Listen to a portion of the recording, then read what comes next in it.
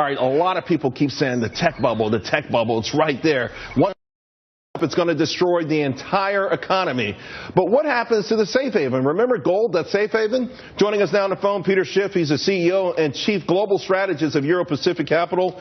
Peter, you're well known for telling people, listen, forget about stocks, go into gold and precious metals. Today, the Nasdaq's at an all-time high and gold's at a 5-year low. What do you tell people today? Well, first of all, Charles, I don't tell people to forget about stocks. I tell people to own gold in addition to stocks, although I do think that U.S. stocks are very expensive.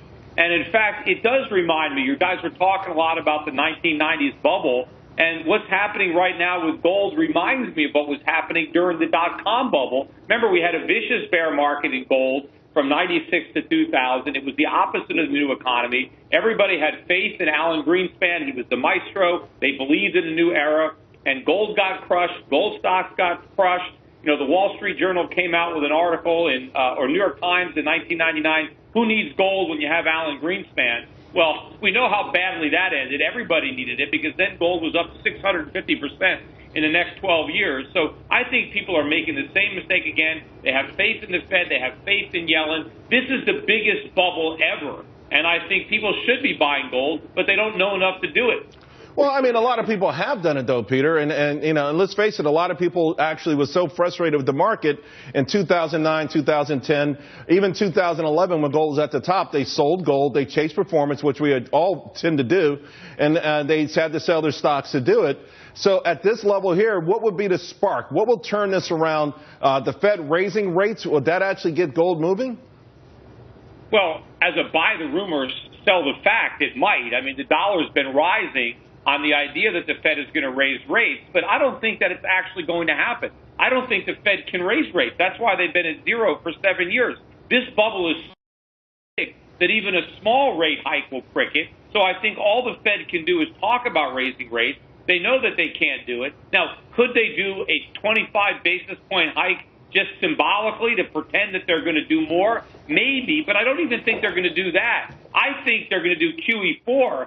And when the market comes to terms with reality, gold's going to take off. But when people are going to wake up, I can't tell you. It's amazing that they're so clueless for so long. Well, listen, it's been a tough trade. I mean, we've got your friend Hillary Kramer here. She's been opposite you on this for a long time.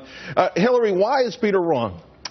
Because the reality is that as an asset class, equities are where you want to be right now. Yes, it's about the Fed, but it's also about fundamentals. And there was a lot of rebuilding that took place since 2008, 2009, and some of the smartest people in the room didn't realize that was going to happen.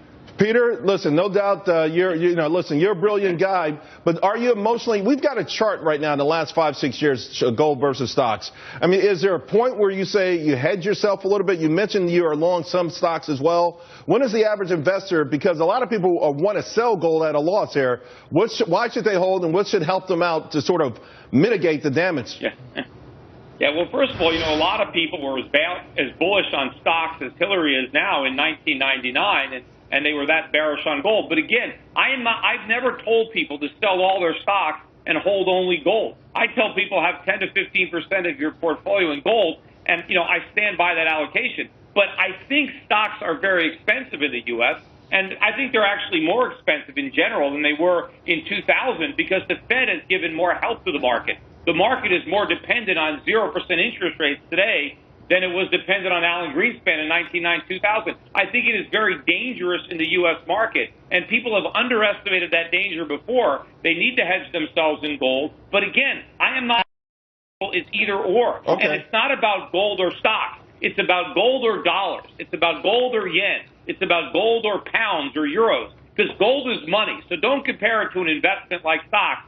Compare it to alternatives for money. And I would rather own gold than dollars or euros or yen. I think they're going to keep on printing money. They're going to keep interest rates at zero, but they can't mine the gold. Gold is scarce. Gold is valuable. And if you want to save, it makes a lot more sense to save in gold than a fiat currency. Okay, Peter. Hey, listen, I agree with you as far as 10%, too. I've been saying that for a while. Listen, when you get back from vacation, come to the studio and visit us, okay? All right, I'm working out here in Puerto Rico. But All right, buddy. I'd love to come in the studio with you, Charles. All right, see you soon.